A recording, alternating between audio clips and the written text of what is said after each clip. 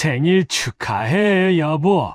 치매에 걸린 재벌회장이 백구에게 아내의 목걸이를 걸어주고 있었어요. 그것도 수천만 원짜리 루비 목걸이였습니다.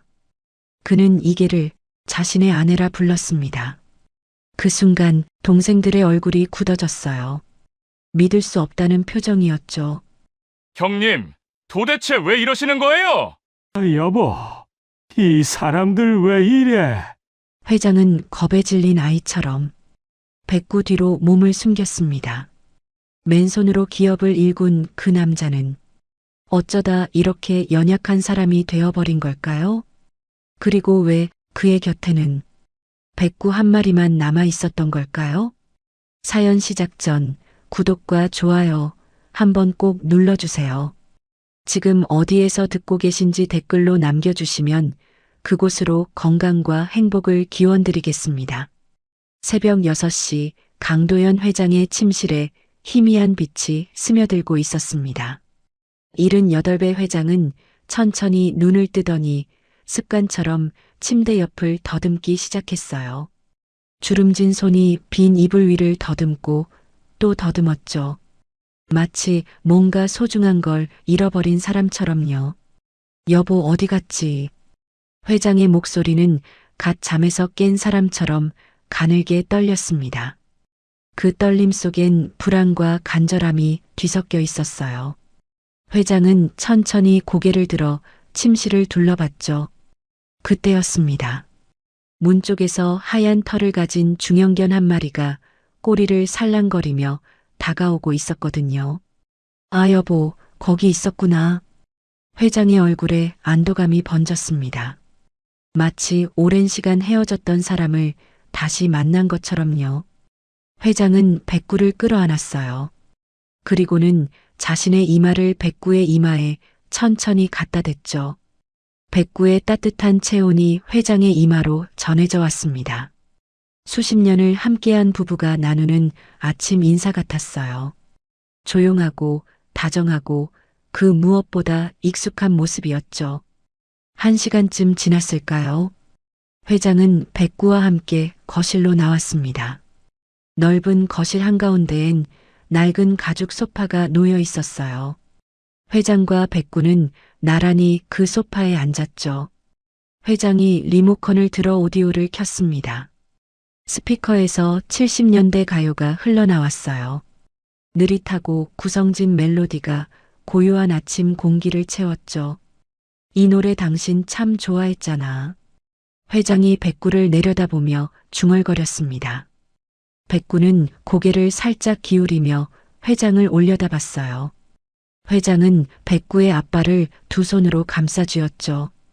꼭 마주 앉은 노부부가 손을 맞잡고 있는 것처럼 회장은 백구와 마주보고 앉아 음악에 몸을 맡겼습니다. 그 모습엔 어떤 외로움과 그리움이 배어 있었어요. 주방 쪽에서 발소리가 들렸습니다. 50대 중반의 간병인이 쟁반에 커피 2잔을 올려놓고 나왔어요. 회장님, 커피 가져왔습니다. 간병인이 쟁반을 테이블에 내려놓으려는 순간이었죠. 아, 잠깐만요.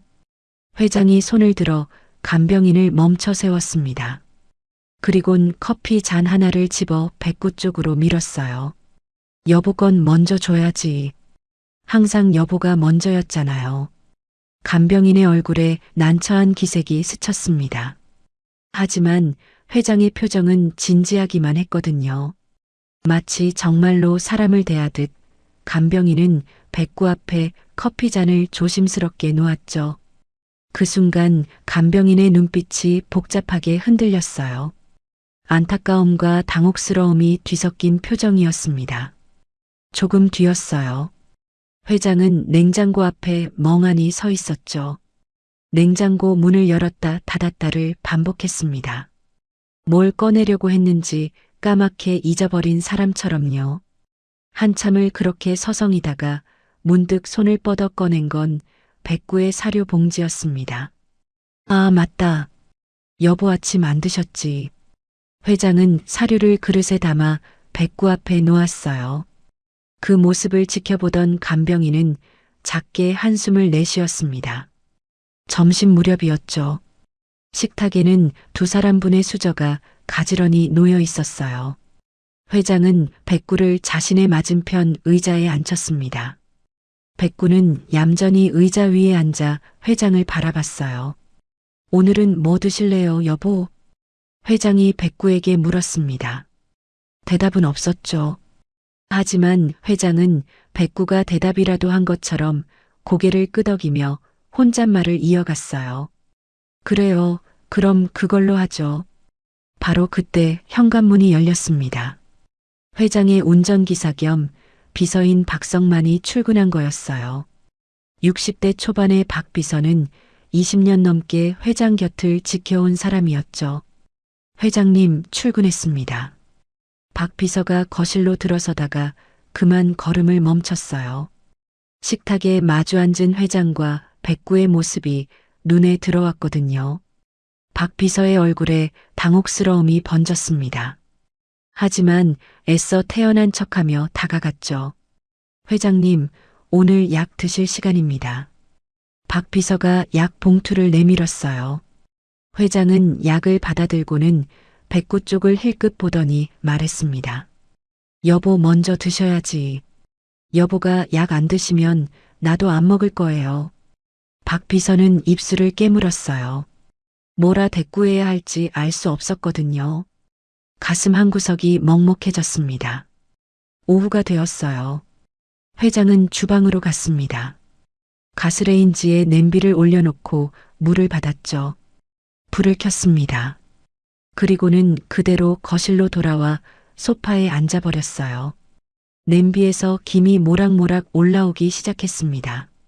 물이 끓어넘치기 직전 간병인이 황급히 달려와 불을 껐죠. 회장님, 불 켜놓으신 거 잊으셨어요?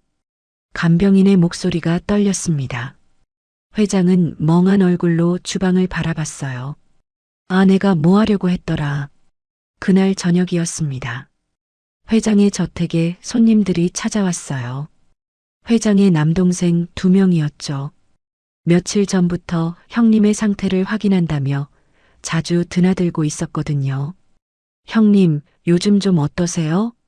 둘째가 조심스럽게 물었습니다. 회장은 멍하니 동생을 바라보다가 희미하게 웃었어요. 바로 그때였습니다. 회장이 갑자기 벌떡 일어났어요. 서재 쪽으로 걸어가더니 뭔가를 꺼내 들고 왔죠. 보석 상자였습니다. 여보, 여보. 회장이 백구를 부르며 상자를 열었어요. 안에는 빨간 루비가 박힌 고급 목걸이가 들어 있었죠. 둘째와 막내의 눈이 커졌습니다.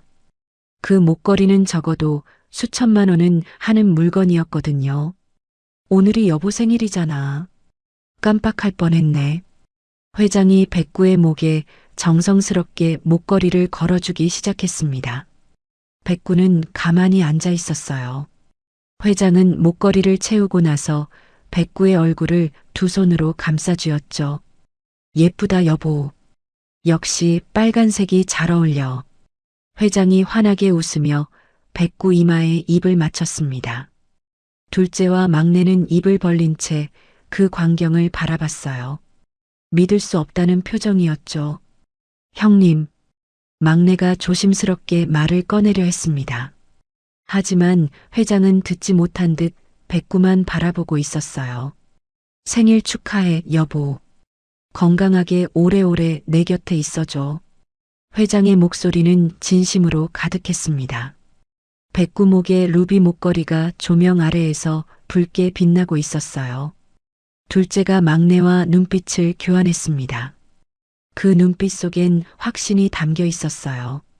걔한테 수천만 원짜리 목걸이를 채워주고 생일 축하를 하고 입을 맞추다니. 형님은 이제 완전히 끝났다는 확신이었죠. 형님, 회사 일은 좀 쉬시는 게 어떠세요? 이 정도면 회사에서 판단 내리시는 건 무리인 것 같은데요. 막내가 노골적으로 말했죠. 그 순간이었습니다.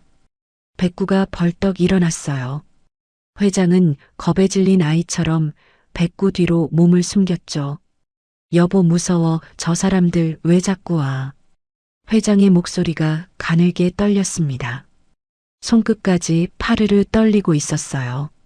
백구는 회장 앞을 가로막고 서서 형제들을 향해 낮게 으르렁거렸죠. 형제들이 돌아간 뒤였습니다. 회장은 서재로 갔어요. 벽면에는 오래된 사진들이 걸려 있었죠. 공사판 현장에서 찍은 사진들이었습니다. 시멘트 먼지를 뒤집어 쓴 채 웃고 있는 젊은 날의 강도현, 맨손으로 시작해 여기까지 온 세월의 흔적이었어요. 회장은 창가에 서서 바깥을 바라봤습니다. 저무는 석양빛이 회장의 얼굴을 비췄죠. 바로 그 순간이었어요. 회장의 눈빛이 묘하게 변했습니다. 멍하고 흐릿했던 눈빛이 아니었어요. 날카롭고 분명한 모든 걸 꿰뚫어 보는 듯한 눈빛이었죠. 하지만 딱 1초, 곧 회장의 눈빛은 다시 멍해졌습니다. 백구가 다가와 회장 곁에 앉았어요. 회장은 백구의 머리를 쓰다듬으며 작게 속삭였죠. 여보, 조금만 더 기다려줘요. 그날 밤 저택의 불이 하나둘 꺼져갔습니다. 회장의 침실에서도 불이 꺼졌어요.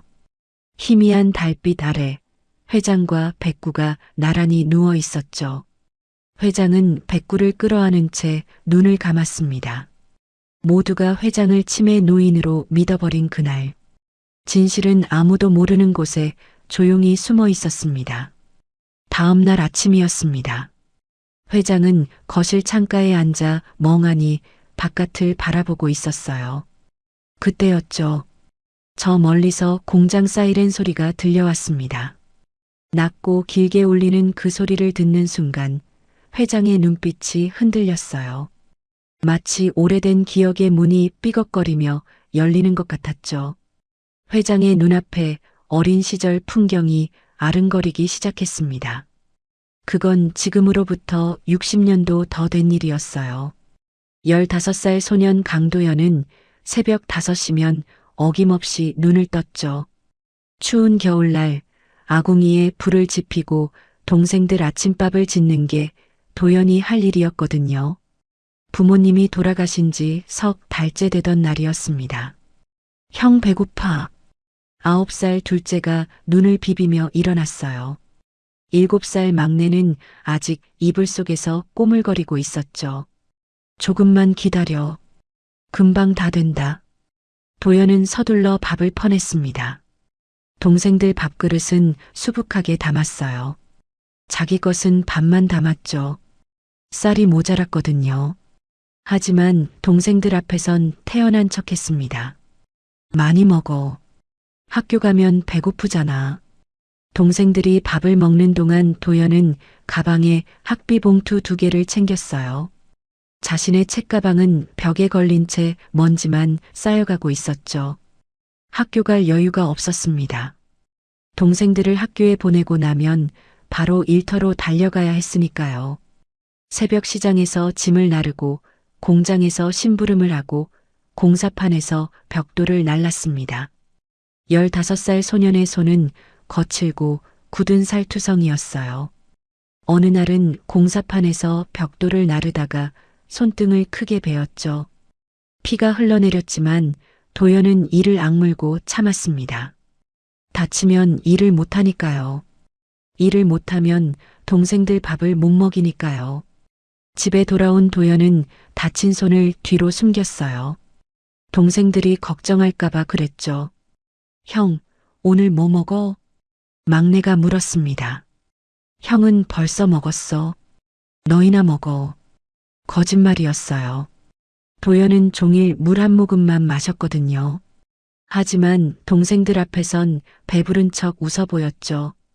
밤이 되면 도연은 두 동생의 이불을 덮어줬습니다. 동생들이 잠든 걸 확인하고 나서야 다친 손을 물에 씻었어요. 찬물에 손을 담그면 따끔거렸지만 소리 내지 않았죠. 괜찮아. 형이 있잖아. 도연은 작게 중얼거렸습니다. 자신에게 하는 말인지 잠든 동생들에게 하는 말인지 알 수 없었어요. 그저 그 말을 되뇌어야 버틸 수 있었죠. 세월이 흘렀습니다. 도연은 20대가 되었어요. 여전히 공사판과 공장을 전전했지만 일은 점점 숙련되어 갔죠. 돈도 조금씩 모을 수 있었습니다. 둘째 동생이 대학 입학 통지서를 받던 날이었어요. 형, 나 붙었어. 대학 붙었다고. 동생이 환호성을 지르며 뛰어왔습니다. 도연은 입학 통지서를 받아들고 한참을 바라봤어요. 글씨 하나하나가 흐릿하게 번져 보였죠. 눈물이 차올라서였습니다. 잘했다. 정말 잘했어. 도연은 고개를 돌려 눈물을 훔쳤어요. 동생 앞에선 울 수 없었거든요. 그날 밤 동생들이 다 잠든 뒤에야 도연은 혼자 눈물을 흘렸습니다. 기쁨의 눈물이었죠. 자신은 학교도 제대로 못 다녔지만 동생들만큼은 대학까지 보낼 수 있다는 게 너무 감격스러웠거든요. 몇 년이 더 흘렀습니다. 도연은 30을 넘기며 작은 공장을 하나 차렸어요.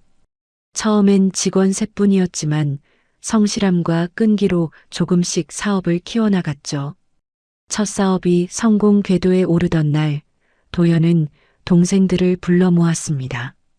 이제 고생 안 시킨다. 형 말 믿어라. 도연의 목소리는 단단했어요. 그 약속은 지켜졌습니다. 둘째가 결혼할 때, 막내가 결혼할 때, 도연은 부모님 대신 혼주 자리에 앉았어요. 양손을 꼭 쥐고 앉아있던 도연의 눈가엔 눈물이 맺혀 있었죠. 형, 우리 형님은 아버지였어라고 동생들이 친구들에게 자랑하던 말이 귓가에 맴돌았습니다. 그때는 그랬어요. 회장님 괜찮으세요? 박 비서의 목소리에 회장은 현실로 돌아왔습니다. 회장은 멍한 표정으로 고개를 들었어요. 응? 아, 괜찮아. 바로 그때였죠. 현관문이 열리는 소리가 들렸습니다. 둘째와 막내가 또 찾아온 거였어요. 형님, 안녕하세요. 둘째가 환하게 웃으며 다가왔습니다. 효자 연기였죠. 회장은 희미하게 웃으며 손을 들어 반겼어요. 아, 왔구나. 성만아. 순간 둘째의 얼굴이 굳었습니다. 자기 이름은 석진인데 막내 이름을 불렀거든요. 둘째의 눈가에 짜증이 스쳤어요. 아주 짧은 순간이었지만 회장은 그걸 놓치지 않았죠. 형님, 전 석진입니다. 성만이는 막내예요. 아, 그래? 미안. 요즘 자꾸 헷갈려서. 회장이 머리를 극적이며 웃었습니다. 둘째는 억지로 미소를 지었지만 눈빛은 차갑게 식어 있었어요. 형님, 오늘 좀 어떠세요? 병원 한번 다녀오시는 게. 막내가 조심스럽게 말을 꺼냈습니다. 그 순간 백구가 거실 한쪽에서 벌떡 일어났어요. 막내를 향해 낮게 으르렁거렸죠. 여보, 왜 그래? 회장이 백구에게 다가갔습니다. 백구는 여전히 막내를 경계하며 지저댔어요. 마치 나쁜 사람을 알아보는 것 같았죠. 형제들이 돌아간 뒤였습니다. 회장은 서재로 들어갔어요. 책장 서랍에서 낡은 사진첩을 꺼냈죠. 사진첩을 펼치자 어린 동생들 사진이 나왔습니다. 학교 운동회에서 찍은 사진, 졸업식 사진, 결혼식 사진. 회장은 손으로 그 사진들을 천천히 쓰다듬었어요. 얼굴엔 허탈함이 가득했죠. 언제부터였을까? 회장이 작게 중얼거렸습니다. 복도에서 발소리가 들렸어요. 박 비서였죠. 회장님, 요즘 많이 힘드시죠? 박 비서가 위로하듯 말했습니다. 그 순간이었어요. 회장의 눈빛이 달라졌습니다. 멍했던 눈빛이 순간 날카롭게 빛났죠. 마치 모든 걸 꿰뚫어 보는 사람의 눈빛이었어요.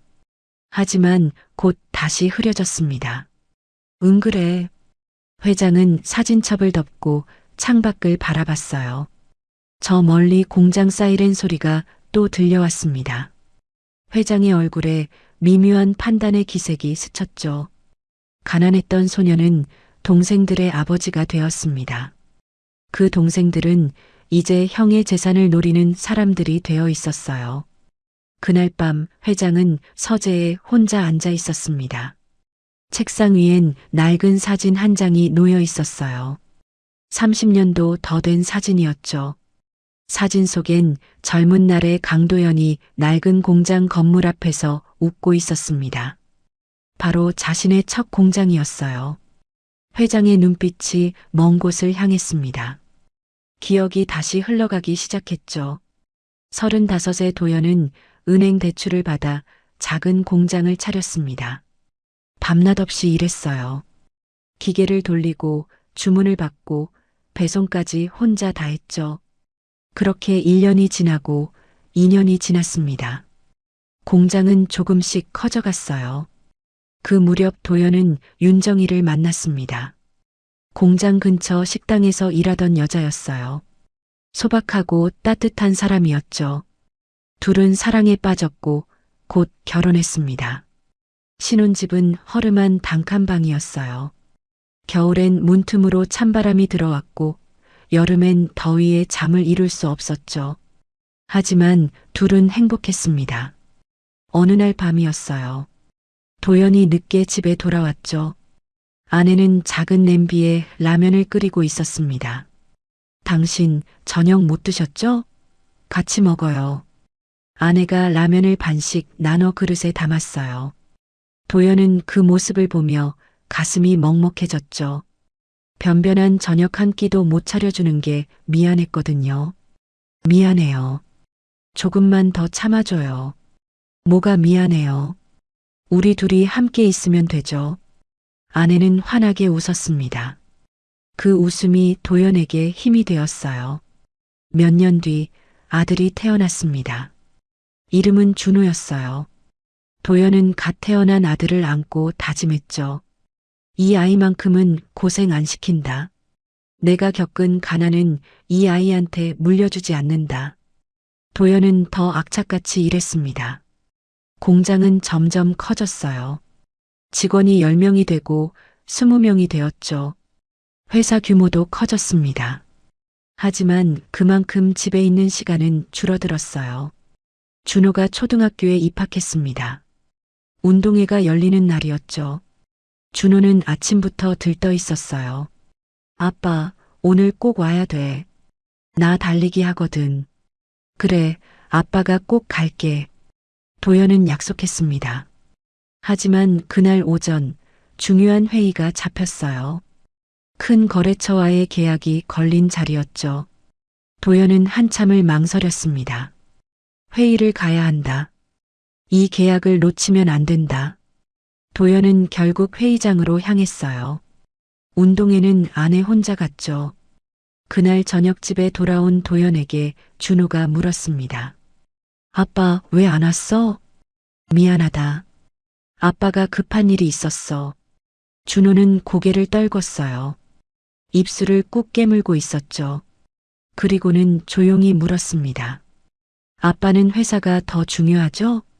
도연은 할 말을 잃었습니다. 변명할 수도 없었어요. 사실이었으니까요. 아내가 낮은 목소리로 말했죠. 당신 이러다간 이 아이 크면 당신 얼굴도 못 알아볼 거예요. 도연은 가슴이 철렁했습니다. 하지만 회사를 멈춘 수는 없었어요. 더 크게 키워야 했죠. 아들에게 든든한 미래를 물려주려면요. 그렇게 또 세월이 흘렀습니다. 회사는 대기업이 되었어요. 해외 지사까지 생겼죠. 준호는 어느새 대학을 졸업하고 회사에 들어왔습니다. 아버지의 뒤를 이어 경영을 배우기 시작했어요. 준호가 30이 되던 해였습니다. 도연은 아들을 서재로 불렀어요. 준호야, 미국 지사장 자리가 비었다. 아들의 얼굴이 굳었습니다. 무슨 말인지 알았거든요. 아버지, 제가 가야 하는 건가요? 그래. 네가 가서 경험을 쌓아야 한다. 이 회사를 물려받으려면 국제 감각이 있어야 해. 준호는 한참을 망설였어요. 결혼한 지 3년째였죠. 딸도 있었습니다. 가족을 데리고 미국으로 가야 한다는 게 쉬운 결정이 아니었어요. 아버지, 조금 생각할 시간을 주세요. 시간이 없다. 다음 주까지 결정해야 해. 도연의 목소리는 단호했습니다. 사실 속으론 흔들리고 있었어요. 아들을 멀리 보내고 싶지 않았거든요. 하지만 회사를 위해선 필요한 일이었죠. 며칠 뒤 준호가 다시 서재로 찾아왔습니다. 아버지, 가겠습니다. 아버지 결정이면 따르겠습니다. 준호의 목소리는 차분했어요. 하지만 눈빛엔 체념이 서려 있었죠. 도연은 고개를 끄덕였습니다. 잘 생각했다. 3년만 다녀와라. 공항 출국장이었습니다. 준호는 아내와 딸의 손을 잡고 게이트로 걸어가고 있었어요. 도연은 멀리서 그 모습을 지켜봤죠. 준호가 게이트 앞에서 뒤돌아봤습니다. 그리고 천천히 손을 흔들었어요. 도연도 손을 들었습니다. 하지만 끝내 흔들지 못하고 내렸죠. 그리고 돌아섰어요. 가슴 한구석이 무너져 내리는 것 같았습니다. 6개월이 지났습니다. 어느 날 새벽이었어요. 전화벨이 울렸죠. 도연은 잠결에 전화를 받았습니다. 회장님, 미국에서 연락이 왔습니다. 박 비서의 목소리가 떨리고 있었어요. 준호 전무님께서 교통사고를 사모님과 따님도. 그 순간 도연의 세상이 멈췄습니다. 전화기가 손에서 떨어졌어요. 온몸에 힘이 빠져나갔죠. 아니다. 이건 꿈이다. 꿈이어야 한다. 하지만 현실이었습니다. 장례식장에 도착한 도연은 관 앞에 말없이 섰어요. 눈물도 나오지 않았죠. 그저 멍하니 서 있을 뿐이었습니다. 내가 보냈다. 내가 미국으로 보냈다. 내 결정 때문에 죽었다. 그 죄책감은 평생 도연을 짓눌렀습니다. 현재로 돌아왔어요. 회장은 서재 소파에 앉아 있었죠. 백구가 다가와 회장 무릎에 턱을 얹었습니다. 회장은 백구를 끌어안았어요. 준호야, 미안하다. 회장의 목소리가 가늘게 떨렸습니다. 백구는 가만히 회장 곁에 앉아 있었죠. 마치 위로하듯이요. 성공의 대가는 너무 컸습니다.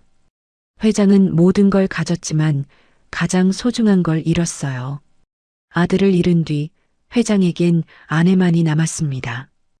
윤정이는 남편의 슬픔을 묵묵히 함께 견뎌줬어요. 말없이 곁을 지켰죠. 두 사람은 텅 빈 집에서 서로를 의지하며 하루하루를 버텼습니다. 하지만 그 평온도 오래가지 못했어요. 아들을 떠나보낸 지 3년째 되던 해였습니다. 아내가 갑자기 쓰러졌어요. 부엌에서 설거지를 하다가 그대로 주저앉았죠. 회장이 황급히 달려가 아내를 안았습니다. 아내의 얼굴은 창백했고 식은땀이 흘러내리고 있었어요. 여보, 여보, 정신 차려. 회장의 목소리가 떨렸습니다. 손끝까지 파르르 떨리고 있었죠. 급히 병원으로 실려간 아내는 정밀 검사를 받았어요. 의사의 진단은 충격적이었습니다. 췌장암입니다. 이미 상당히 진행된 상태예요.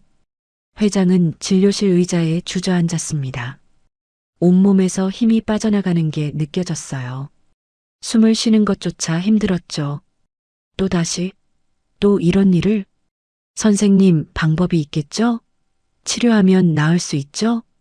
회장의 목소리는 애원에 가까웠습니다. 의사는 난처한 표정으로 고개를 저었어요. 최선을 다해보겠습니다만 각오는 하셔야 합니다. 회장은 최고의 병원을 찾아다녔습니다. 최고의 의료진을 수소문했어요. 돈은 얼마든지 쓸 수 있었죠. 하지만 생명은 돈으로 살 수 없었습니다. 아내는 항암 치료를 시작했어요. 병실이었습니다. 링거가 아내의 가느다란 팔에 꽂혀 있었어요. 머리카락이 많이 빠져 있었죠. 한때 풍성했던 머리는 이제 듬성듬성 남아 있었습니다. 얼굴은 푹 꺼졌고 몸은 눈에 띄게 말라갔어요. 그런데도 아내는 남을 걱정했습니다. 당신, 오늘 회사는 괜찮아요? 여기 있지 말고 가봐요. 회사는 괜찮아. 당신 곁에 있는 게 더 중요해. 회장이 아내의 손을 꼭 잡았어요. 아내의 손은 뼈만 앙상하게 남아 있었죠. 손등의 핏줄이 푸르게 드러나 보였습니다. 회장의 가슴이 미어졌어요. 당신이 아프면 내가 더 아파. 그러니까 힘내요. 아내는 희미하게 웃었습니다. 그 미소엔 위로와 미안함이 뒤섞여 있었어요. 내가 당신한테 짐만 되네요. 무슨 소리야? 당신은 내 전부야. 회장의 눈가가 뜨거워졌습니다. 어느 토요일 오후였어요. 아내가 말했죠. 당신 오늘 잠깐 나갔다 와도 돼요? 어디 가려고? 봉사활동 가려고요. 유기견 보호소에서 봉사하는 게 있거든요. 회장은 깜짝 놀랐습니다. 이렇게 아픈데 봉사활동이라니요. 당신 지금 몸 상태가 어떤데 그런 생각을 해? 괜찮아요. 병실에만 있으면 자꾸 이상한 생각만 들어요. 아내의 목소리가 간절했어요. 나보다 힘든 생명들 보면 위로가 되거든요. 내가 얼마나 많은 걸 받고 살았는지 깨닫게 돼요. 회장은 결국 고개를 끄덕였습니다. 알았어. 내가 같이 가지. 유기견 보호소는 시 외곽에 있었어요. 회장이 아내를 휠체어에 태우고 들어갔죠. 보호소 안에는 버려진 개들이 가득했습니다. 어떤 개는 지저댔고 어떤 개는 구석에 웅크리고 떨고 있었어요. 아내가 한 우리 앞에서 멈췄습니다. 거기엔 하얀 털을 가진 중형견이 조용히 앉아 있었어요. 다른 개들과 달리 짖지도 않고 움직이지도 않았죠. 그저 슬픈 눈으로 아내를 바라보고 있었습니다. 저 아이 참 착해 보이네요. 아내가 우리 안으로 손을 뻗었어요. 그 개는 천천히 다가와 아내의 손을 핥았죠. 아내의 눈가에 눈물이 맺혔습니다. 봐요, 당신. 이 아이 눈빛 당신 닮았어요. 슬프지만 강한 눈빛이요. 걔한테 무슨... 회장이 말을 잇지 못했어요. 아내가 눈물을 흘리고 있었거든요. 이 아이도 누군가 버렸겠죠. 혼자 얼마나 무서웠을까요? 얼마나 외로웠을까요? 아내는 그날 그 개에게 백구라는 이름을 지어줬습니다. 몇 달이 흘렀어요. 아내의 상태는 점점 나빠졌습니다. 항암 치료 효과도 한계에 다다랐죠. 구역질이 심해져서 음식을 거의 먹지 못했어요. 몸무게는 40kg도 안 남았습니다. 의사는 조심스럽게 말했어요. 이제 시간이 얼마 남지 않으셨습니다. 마음의 준비를 하셔야겠습니다. 회장은 그날 밤 병실에서 아내와 단둘이 있었어요. 창밖엔 비가 내리고 있었죠. 아내가 회장의 손을 잡았습니다. 그 손에서 간절함이 느껴졌어요. 당신 제 말 들어줄래요? 무슨 말이든 다 들어줄게. 아내는 잠시 숨을 고르고 말했습니다. 사람은 끝에 가서야 드러나요. 무슨 뜻이야? 평소엔 다들 좋은 사람인 척해요. 하지만 진짜 모습은 힘들 때 끝에 가서야 보이죠. 회장은 아내의 말뜻을 정확히 알 수 없었습니다. 하지만 뭔가 중요한 말이라는 건 느껴졌어요. 그리고요. 아내가 힘겹게 말을 이었습니다. 내가 없으면 백구라도 곁에 둬요. 백구? 그 아이 데려와요. 당신 곁에 있어줄 거예요. 외롭지 않게 해줄 거예요. 아내의 목소리가 떨렸습니다. 당신 무슨 소리야? 당신이 나을 거야. 회장의 목소리도 떨렸어요. 아내는 고개를 저었죠. 우린 알잖아요. 내가 얼마 못 간다는 거. 약속해줘요. 백구를 데려와 준다고. 회장은 아내의 손을 두 손으로 감싸 쥐었습니다. 눈물이 볼을 타고 흘러내렸어요. 알았어. 약속할게. 일주일 뒤 아내는 조용히 숨을 거뒀습니다. 새벽 4시였어요. 회장은 아내의 손을 잡고 있었죠. 그 손이 따뜻함을 잃고 차갑게 식어가는 걸 느끼면서도 놓을 수 없었습니다. 장례를 치렀어요. 문상객들이 다녀갔죠. 동생들도 왔습니다. 하지만 회장은 그들의 위로가 공허하게만 들렸어요. 귀에 들어오지 않았죠. 장례가 끝난 뒤 회장은 텅 빈 저택으로 돌아왔습니다. 거실도 침실도 부엌도 모든 곳이 비어 있었어요. 아내의 숨소리도 발소리도 웃음소리도 이제 들리지 않았죠. 고요함이 회장을 짓눌렀습니다. 그때 회장은 아내의 마지막 부탁이 떠올랐어요.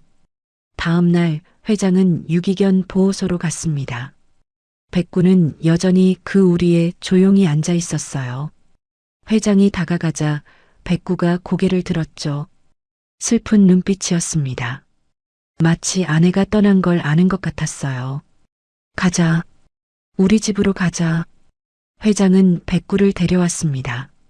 저택에 도착한 첫날 밤이었어요. 회장은 백구를 거실에 두려고 했죠. 하지만 백구는 회장을 따라 침실 문 앞까지 왔습니다. 그리고 그 자리에 앉아 움직이지 않았어요. 꼬박 밤을 새웠죠. 아침에 눈을 뜬 회장은 문 앞에 앉아 있는 백구를 발견했습니다. 밤새 그 자리를 지킨 거였어요. 회장의 가슴이 뭉클해졌습니다. 들어와. 여기서 자. 그날부터 백구는 회장 침실에서 잤어요. 회장은 백구를 아내가 남긴 마지막 선물처럼 소중히 여겼습니다.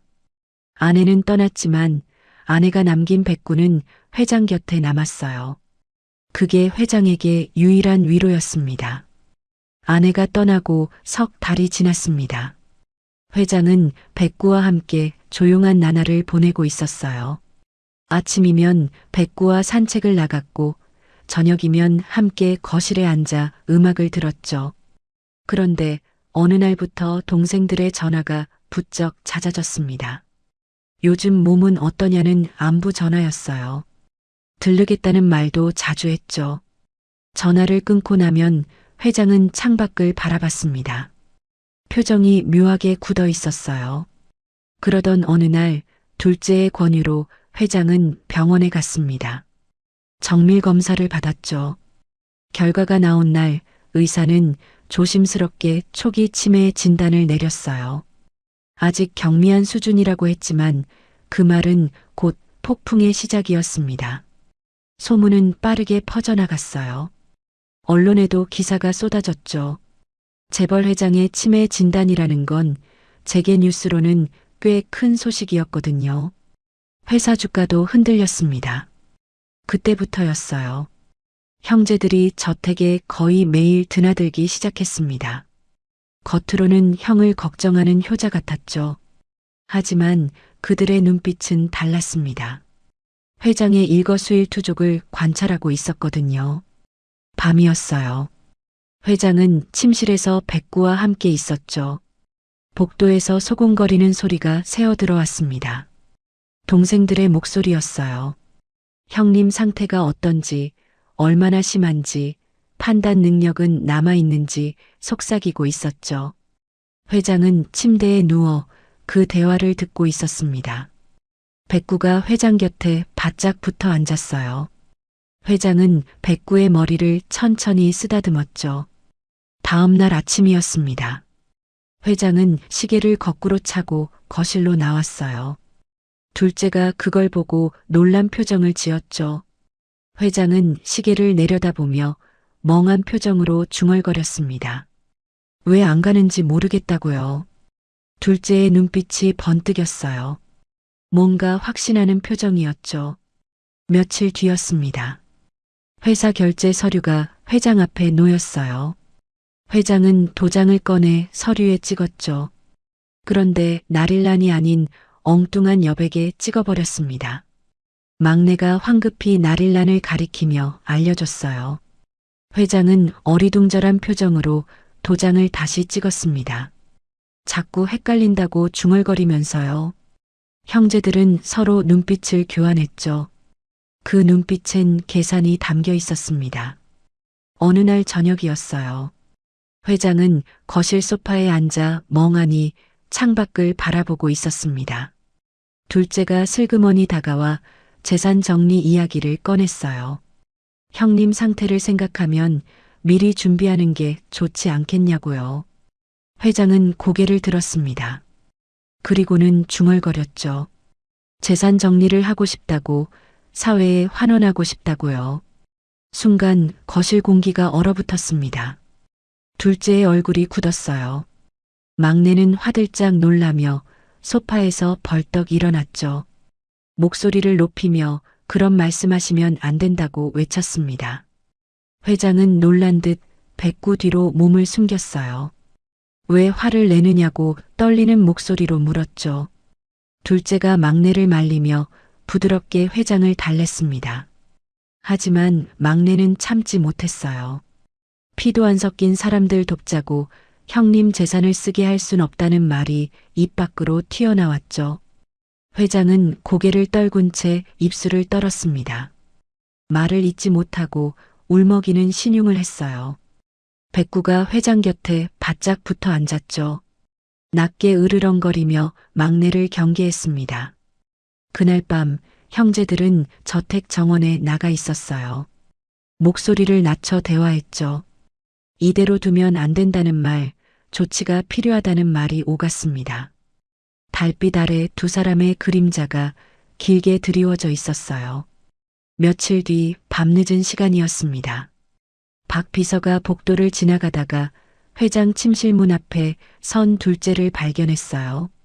둘째는 당황한 기색을 보이며 손에 들고 있던 걸 황급히 주머니에 넣었죠.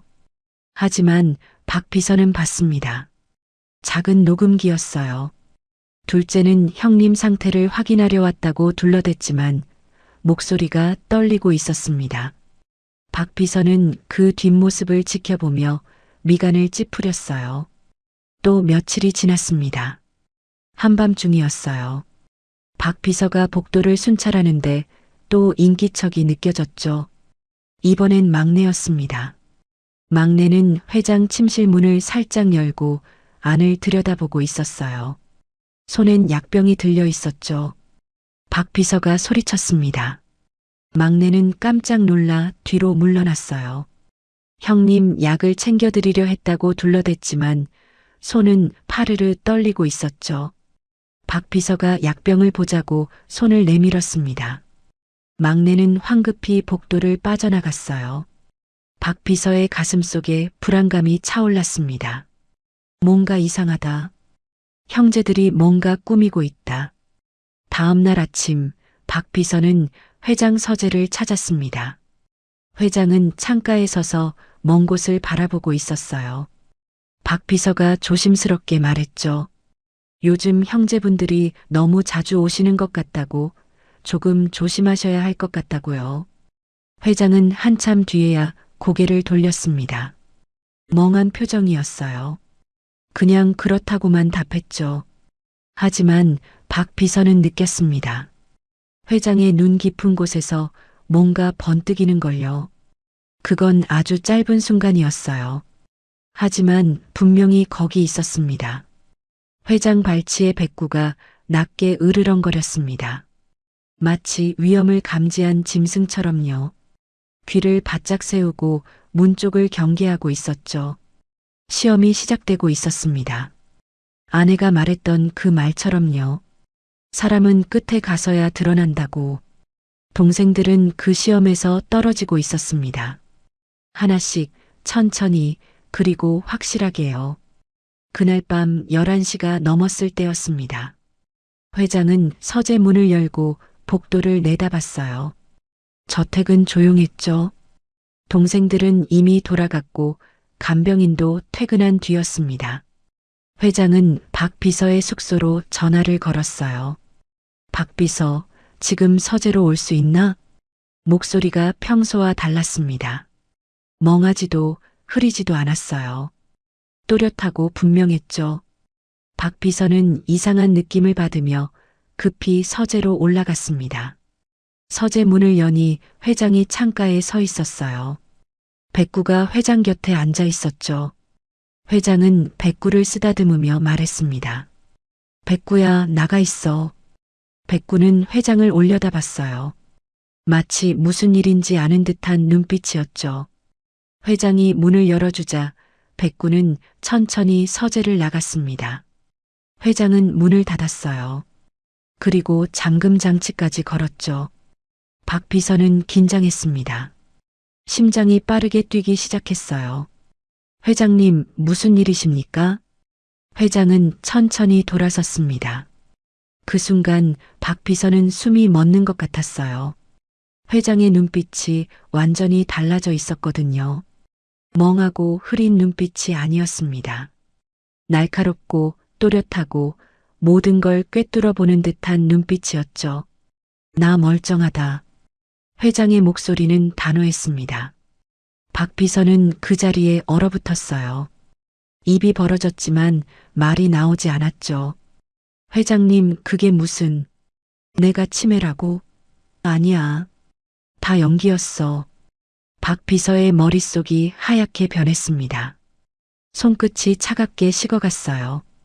지난 몇 달간의 일들이 주마등처럼 스쳐 지나갔죠. 백구를 여보라고 부르던 것, 냄비를 불에 올려놓고 잊어버리던 것, 시계를 거꾸로 차던 것, 도장을 엉뚱한 곳에 찍던 것. 그 모든 게 연기였다니요. 그럼 지금까지 저한테도... 박 비서의 목소리가 떨렸습니다. 회장은 고개를 끄덕였어요. 미안하네. 자네를 시험하려던 것은 아니었어. 박 비서는 의자에 주저앉았습니다. 다리에 힘이 풀렸거든요. 회장은 책상 서랍을 열었어요. 거기서 작은 녹음기를 꺼냈죠. 그리고 재생 버튼을 눌렀습니다. 녹음기에서 둘째와 막내의 목소리가 흘러나왔어요. 형님 상태가 어떤지, 회사 경영권을 어떻게 가져올지, 재산을 어떻게 나눌지 의논하는 소리였죠. 박 비서의 얼굴이 창백해졌습니다.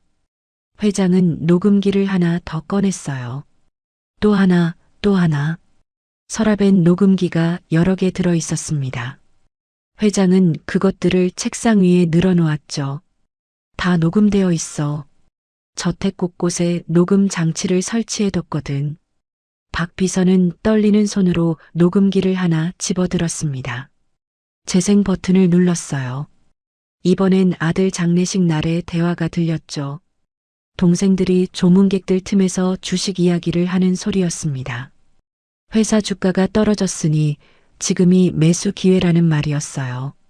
박 비서의 눈에서 눈물이 흘러내렸습니다. 분노가 치밀어 올랐어요. 회장님, 왜 이제야 말씀하십니까? 그때 바로 뭘 하겠나? 증거도 없었고 나도 확신할 수 없었어. 회장의 목소리에 쓸쓸함이 배어 있었습니다. 아내가 죽기 전에 말했네. 사람은 끝에 가서야 드러난다고. 회장은 창가로 걸어갔어요. 어두운 밤하늘을 바라보며 말을 이었죠. 처음엔 믿고 싶지 않았어. 내가 키운 동생들인데, 내가 대학 보내고 결혼시키고 사업 미천대준 동생들인데, 설마 했지. 회장의 어깨가 미세하게 떨렸습니다. 그런데 아내 장례식 날 알았어. 장례식장 밖에서 웃으며 골프 약속 잡는 걸 봤거든. 그날 결심했네. 끝까지 보겠다고. 어디까지 인간이 무너지는지 보겠다고. 박 비서는 주먹을 꽉 쥐었습니다. 손톱이 손바닥에 파고들었어요. 그래서 치매 연기를 시작하신 겁니까? 그래. 치매 노인이 되면 본색이 드러날 거라 생각했어. 그리고 내 생각이 맞았지. 회장이 돌아섰습니다. 눈빛엔 차가운 결의가 서려 있었어요. 증거는 충분해. 이제 마지막 단계만 남았네. 마지막 단계요? 저들이 끝까지 가는 걸 지켜보는 거야. 어디까지 추악해질 수 있는지. 바로 그 시각이었습니다. 시내 한 호텔 라운지에서 둘째와 막내가 마주 앉아 있었어요. 테이블 건너편엔 중년의 남자 둘이 앉아 있었죠. 한 명은 대형 병원 원장이었고 다른 한 명은 유명 법무법인 변호사였습니다. 둘째가 조심스럽게 말했어요. 형님을 위한 일입니다. 전문적인 치료를 받으셔야 해요. 병원 원장이 고개를 끄덕였습니다. 보호 입원 절차를 밟으시면 됩니다. 가족동의면 가능하죠. 변호사가 서류를 꺼냈어요. 보호자 동의서였죠. 이 서류에 두 분이 서명하시면 법적으로 문제 없습니다. 막내가 펜을 집어들었습니다. 손이 떨렸지만 서명란에 이름을 적어 내려갔어요. 둘째도 그 옆에 서명했죠. 병원 원장이 서류를 챙기며 말했습니다. 내일 오전에 저희가 직접 가겠습니다. 동시에 다른 테이블에선 또 다른 만남이 이뤄지고 있었어요. 둘째의 비서가 언론사 기자와 마주 앉아 있었죠. 봉투 하나가 테이블 아래로 전달됐습니다. 기자는 봉투의 두께를 손으로 확인하고 고개를 끄덕였어요. 기사 준비해 놓겠습니다. 타이밍만 말씀하세요. 한편 회장의 서재에서는 회장과 박 비서가 여전히 대화를 나누고 있었습니다. 박 비서가 물었어요. 회장님, 이제 어떻게 하실 겁니까? 회장은 책상 위에 녹음기들을 내려다봤습니다. 그리고 조용히 말했죠. 기다리는 거야. 저들이 스스로 무너질 때까지. 창밖에서 백구가 낮게 짖는 소리가 들렸습니다. 마치 경고하듯이요. 회장은 창문을 열어 백구를 안으로 들였어요. 백구는 회장 곁에 바짝 붙어 앉았죠. 박 비서, 앞으로 며칠이 고비일 거야. 자네만 믿네. 박 비서는 고개를 숙였습니다. 눈가가 뜨거웠어요. 명심하겠습니다. 밤은 깊어가고 있었습니다. 회장은 진실을 알고 있었고 동생들은 덫으로 걸어 들어가고 있었어요. 그리고 그 모든 과정이 녹음되고 기록되고 있었죠. 폭풍은 이제 시작이었습니다. 다음 날 아침 9시였습니다. 회장은 거실에서 백구와 함께 앉아 있었어요. 오래된 가요가 흘러나오고 있었죠. 평온한 아침 같았습니다. 하지만 그 평온은 곧 깨졌어요. 현관문이 열리는 소리가 들렸습니다. 발소리가 여러 들렸어요. 둘째와 막내만이 아니었죠. 회장은 백구를 쓰다듬으며 문 쪽을 바라봤습니다. 멍한 표정이었어요. 거실로 들어온 건 4명이었습니다. 둘째, 막내, 그리고 흰 가운을 입은 의사 둘이었어요. 의사 중 한 명은 대형 병원 원장이었고 다른 한 명은 정신과 전문이었죠. 뒤따라 검은 정장을 입은 남자가 하나 더 들어왔습니다. 변호사였어요. 둘째가 조심스럽게 다가왔습니다. 형님, 아침 드셨어요? 회장은 고개를 끄덕였어요. 그리고 낯선 사람들을 보며 물었죠. 저 사람들은 누구야? 형님, 건강 체크하러 오신 선생님들이에요. 병원 원장이 앞으로 나섰습니다. 손에는 서류 뭉치를 들고 있었어요. 회장님, 저희 병원에서 전문적인 치료를 받으시면 좋겠습니다. 회장은 고개를 갸웃거렸습니다. 치료라는 말이 이해가 안 가는 표정이었어요. 나는 괜찮은데 치료는 무슨... 변호사가 서류를 펼쳤습니다. 보호자 동의서였어요. 거기엔 이미 둘째와 막내의 서명이 적혀 있었죠. 보호 입원 절차입니다. 회장님을 위한 조치예요. 그 순간이었습니다. 백구가 벌떡 일어났어요. 낮게 으르렁거리기 시작했죠. 털을 곤두세우고 병원 관계자들 앞을 가로막았습니다. 회장은 겁에 질린 아이처럼 백구 뒤로 몸을 숨겼어요. 여보, 어디 가는 거야? 나 어디 가기 싫어. 회장의 목소리가 가늘게 떨렸습니다. 손끝까지 파르르 떨리고 있었어요. 백구는 더욱 격렬하게 지저댔죠. 의사들이 뒤로 물러섰습니다. 막내가 백구를 떼어내려고 다가갔어요. 하지만 백구는 막내에게 이빨을 드러냈습니다. 막내는 깜짝 놀라 뒤로 물러섰죠. 바로 그때 박 비서가 거실로 뛰어들어왔습니다. 무슨 일입니까? 박 비서의 목소리는 단호했어요. 둘째가 손을 들어 진정시키려 했죠. 형님 치료 때문에 그래요. 방해하지 마세요. 법적 절차는 확인하셨습니까? 회장님 의사는 확인하셨습니까? 박 비서가 변호사 앞을 가로막았습니다. 변호사는 서류를 들어보이며 답했어요. 보호자 두 분의 동의를 받았습니다. 법적으로 문제 없어요. 박 비서는 이를 악물었습니다. 하지만 법적으로 막을 방법이 없었어요. 보호자 동의만 있으면 강제 입원이 가능했거든요. 회장은 여전히 백구를 끌어안고 있었습니다.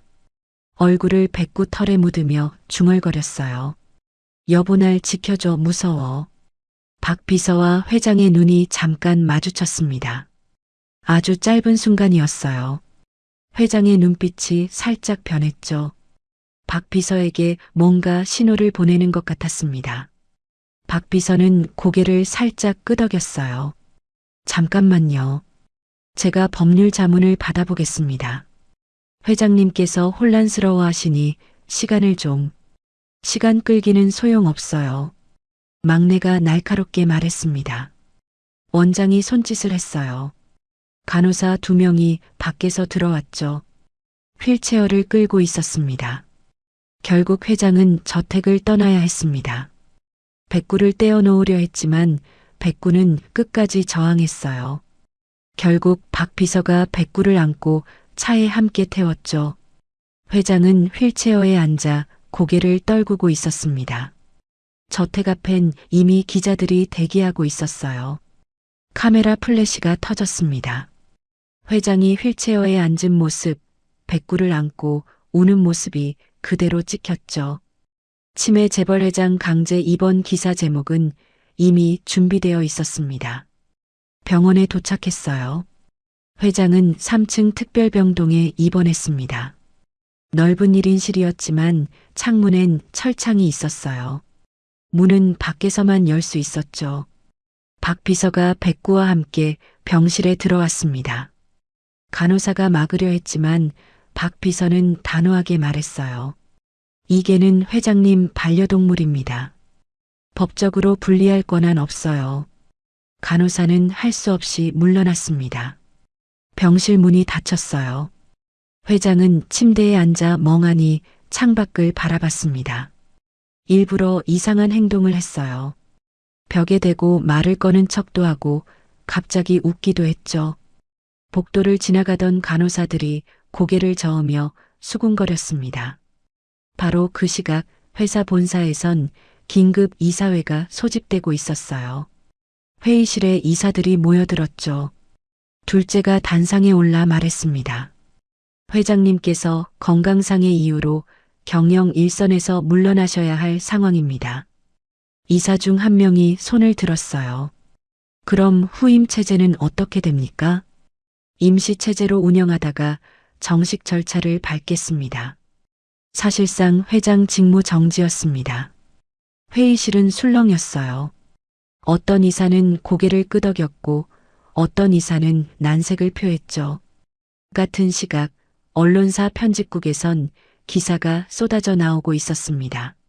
치매 재벌회장 강제 입원, 경영권 공백 우려, 주가 급락 예상.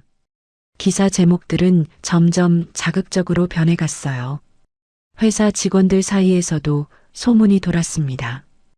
회장님이 정말 안 돌아오실지도 모른다는 불안감이 퍼져나갔죠. 그날 밤 병원 병실이었습니다. 회장은 침대에 누워 있었어요. 백구가 침대 옆 바닥에 앉아 회장을 지키고 있었죠.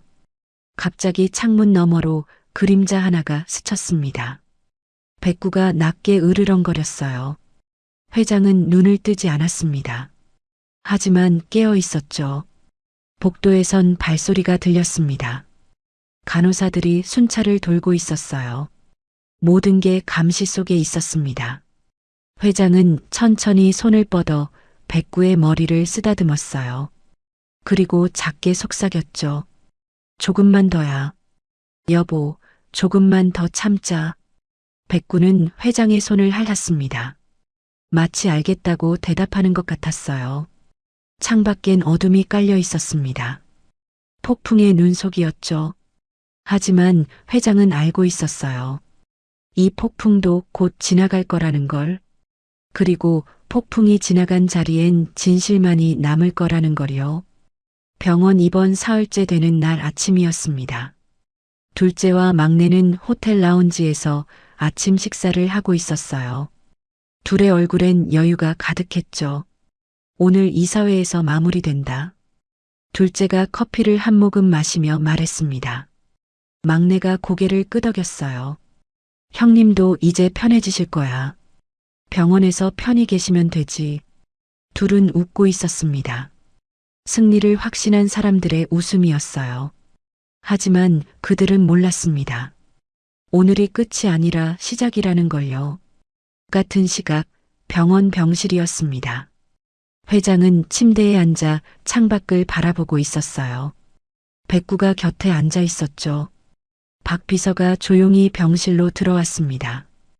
회장님, 준비 다 됐습니다. 회장이 고개를 끄덕였어요.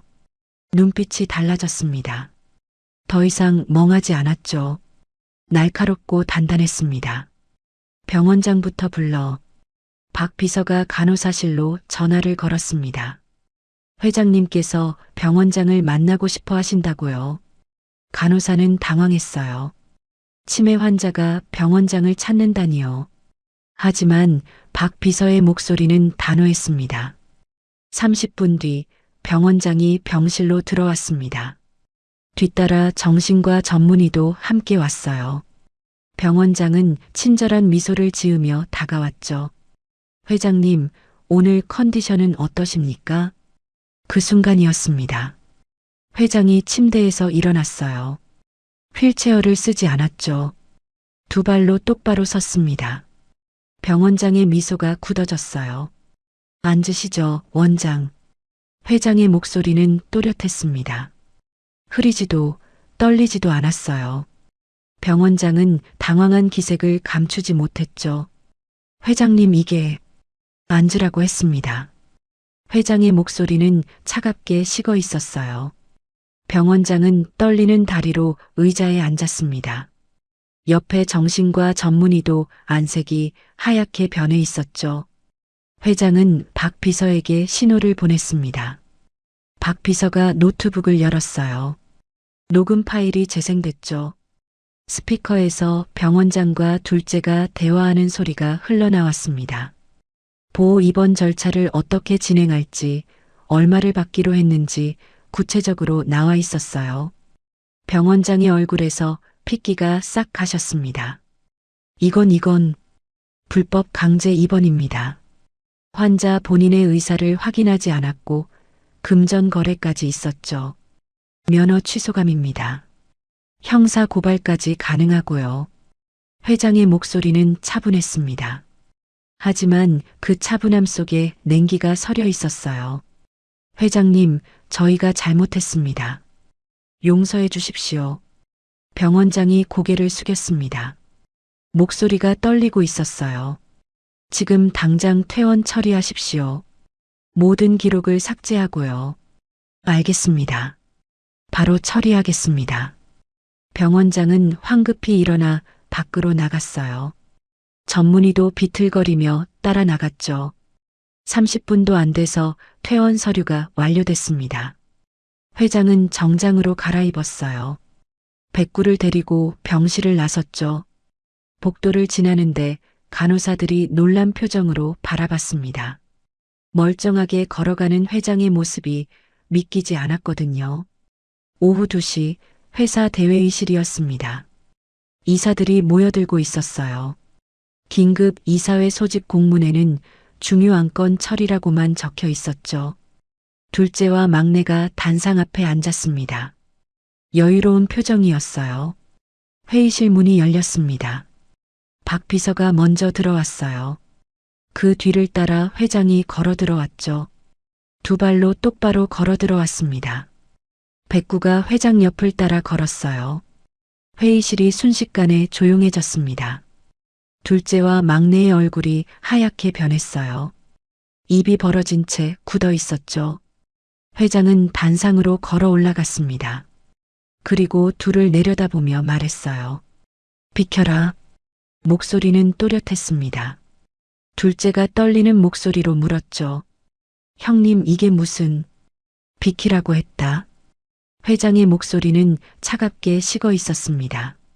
둘은 자리에서 비틀거리며 일어났어요. 다리에 힘이 풀린 것 같았죠. 회장은 단상 중앙에 섰습니다. 이사들을 천천히 둘러봤어요. 그리고 입을 열었죠. 오늘부로 치매 연기를 종료합니다. 회의실이 술렁였습니다. 회장은 박 비서에게 신호를 보냈어요. 박 비서가 노트북을 켰죠. 스크린에 녹음 파일 목록이 떴습니다. 회장이 재생 버튼을 눌렀어요. 스피커에서 둘째와 막내의 목소리가 흘러나왔습니다. 형님, 재산을 어떻게 나눌지, 회사 지분을 누가 가져갈지 의논하는 대화였어요. 이사들의 얼굴이 굳어갔죠. 회장은 다음 파일을 재생했습니다. 이번엔 아들 장례식 날의 대화였어요. 주식 매수 타이밍을 논하는 소리였죠. 둘째가 벌떡 일어났어요. 형님, 우리가... 입 닥쳐. 회장의 목소리는 얼음장처럼 차가웠습니다. 둘째는 그 자리에 얼어붙었어요. 회장은 단상 끝으로 걸어갔습니다. 그리고 천천히 말하기 시작했어요. 나는 가난하게 태어났습니다. 부모님은 일찍 돌아가셨고 나는 15세 가장이 됐죠. 두 동생을 키우려고 학교도 포기했어요. 새벽 시장에서 짐을 날랐고 공사판에서 벽돌을 쌓았습니다. 회장의 목소리가 떨렸습니다. 동생들 대학 등록금 내려고 혈액도 팔았어요. 결혼식 축의금은 내 공장 담보로 마련한 돈이었죠. 둘째와 막내는 고개를 숙였습니다. 막내의 어깨가 흔들리고 있었어요. 하지만 아들을 잃었습니다. 내 결정 때문에 죽었어요. 아내도 잃었고요. 아내는 죽기 전에 말했죠. 사람은 끝에 가서야 드러난다고. 회장이 둘째와 막내를 돌아봤습니다. 너희가 증명했어. 막내가 무릎을 꿇었습니다. 눈물이 흘러내리고 있었어요. 형님, 저희가 잘못했습니다. 이제 남이다. 회장의 목소리는 단호했습니다. 오늘 이 자리에서 발표합니다. 내 개인 재산 1,000억 원을 공익재단에 상속합니다. 재단 이름은 백구공익재단입니다. 가족의 개입은 전면 금지합니다. 회장은 서류를 들어보였어요. 내 돈 때문에 누군가 또 가족을 잃는 일은 없을 겁니다. 회장은 단상에서 내려왔어요. 백구가 회장 곁으로 다가왔죠. 회장은 백구의 머리를 쓰다듬으며 회의실을 나갔습니다. 이사회가 끝난 뒤였습니다. 회장은 차에 올라 저택으로 돌아가는 길이었어요. 박 비서가 운전을 하고 있었죠. 백구는 뒷좌석에서 회장 곁에 앉아 있었습니다. 회장은 창밖을 바라보며 한참을 말이 없었어요. 박 비서, 회장이 조용히 불렀습니다. 예, 회장님. 20년 넘게 고생했네. 박 비서의 눈가가 뜨거워졌습니다. 백미러로 회장을 바라봤어요. 아닙니다. 제가 배운 게 더 많습니다. 앞으로도 부탁하네. 재단 이사로 남아서 내 대신 감시해줘. 명심하겠습니다. 저택에 도착했습니다. 회장은 백구와 함께 거실로 들어갔어요. 간병인이 저녁 준비를 해두고 있었죠. 회장은 소파에 앉아 넥타이를 풀었습니다. 백구가 회장 발치에 앉았어요. 이제 진짜 쉬어도 되겠지. 회장이 백구를 내려다보며 말했습니다. 백구가 꼬리를 살랑거렸어요. 며칠 뒤 언론은 이 소식으로 떠들썩했습니다. 치매 연기로 가족 탐욕을 폭로한 재벌회장, 1,000억 원 사회 환원. 기사들이 쏟아졌어요. 찬반 여론이 갈렸죠.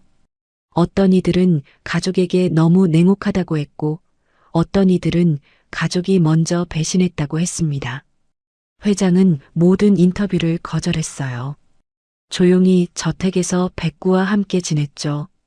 아침이면 백구와 산책을 나갔고 오후면 서재에서 책을 읽었습니다. 저녁이면 거실에서 음악을 들었어요. 평범한 일상이었죠. 하지만 회장에겐 오랜만의 평온이었습니다. 한 달 뒤였습니다. 백구 공익재단 출범식이 열렸어요. 시내 한 호텔 대연회장이었죠. 언론과 재계 인사들이 모여들었습니다. 회장은 단상에 올랐어요. 백구도 함께 단상에 올라갔죠. 백구 공익재단은 가난한 가정의 아이들을 지원합니다. 회장의 목소리는 차분했습니다. 학비, 생활비, 의료비를 지원하고요. 특히 부모를 잃고 형제를 돌보는 아이들을 우선으로 합니다. 회장은 잠시 말을 멈췄어요. 눈가가 촉촉해졌죠. 내가 그랬으니까요. 그 아이들이 나처럼 고생하지 않았으면 합니다. 박수가 터져 나왔습니다. 회장은 고개를 숙여 인사했어요. 출범식이 끝나고 며칠 뒤였습니다. 재단 사무실에서 박 비서가 서류를 들고 회장을 찾아왔어요. 회장님, 첫 지원 대상이 선정됐습니다. 박 비서가 서류를 내밀었습니다. 회장은 서류를 천천히 읽어 내려갔어요. 15살 맏형이 9살, 7살 두 동생을 키우고 있는 가정이었죠. 부모님은 교통사고로 돌아가셨고 친척도 없었습니다. 맏형이 새벽 배달 아르바이트로 생계를 이어가고 있었어요. 내일 가보세. 회장이 서류를 덮으며 말했습니다. 다음 날 오전이었습니다. 회장은 박 비서 그리고 백구와 함께 낡은 단칸방 앞에 섰어요. 문을 두드리자 어린 남자아이가 문을 열었습니다. 9살쯤 되어 보였죠. 누구세요? 재단에서 왔어요. 박 비서가 조심스럽게 말했습니다. 안에서 15살쯤 되어 보이는 소년이 나왔어요. 얼굴은 피곤해 보였지만 눈빛은 또렷했죠. 들어와도 될까? 회장이 물었습니다. 소년은 고개를 끄덕였어요. 방 안은 좁았습니다. 하지만 깨끗했어요. 구석엔 교과서가 가지런히 쌓여 있었죠. 회장은 방을 둘러봤습니다. 예전 자신이 살던 집이 떠올랐어요. 가슴이 먹먹해졌죠. 이름이 뭐니? 김준우입니다. 소년이 또박또박 대답했습니다. 동생들 잘 돌보고 있구나. 회장이 말했어요. 소년의 눈가가 붉어졌습니다. 할 수 있는 게 이것밖에 없어서요. 회장은 박 비서에게 신호를 보냈습니다. 박 비서가 봉투 3개를 꺼냈어요. 학비 봉투였죠. 앞으로 학비는 재단에서 지원할 거야. 생활비도 매달 나갈 거고. 소년의 눈에서 눈물이 흘러내렸습니다. 9살 동생이 형의 손을 잡으며 말했어요. 형, 이제 괜찮은 거야? 응, 이제 괜찮아. 소년이 동생을 끌어안았습니다. 7살 막내도 형에게 달려갔죠. 세 형제가 얼싸안고 울고 있었습니다. 회장은 그 모습을 지켜보며 눈물을 닦았어요. 백구가 회장 곁에 바짝 붙어 앉았죠. 형이 있어서 다행이야. 9살 동생이 맏형에게 한 말이었습니다. 회장의 가슴이 뭉클해졌어요. 밖으로 나온 회장이 박 비서에게 말했습니다. 박 비서, 이런 아이들 더 찾아봐. 많이 도와주자. 알겠습니다. 박 비서의 목소리도 떨리고 있었어요. 그날 저녁 저택 현관벨이 울렸습니다. 박 비서가 문을 열자 막내가 서 있었어요. 눈이 퉁퉁 부어 있었죠.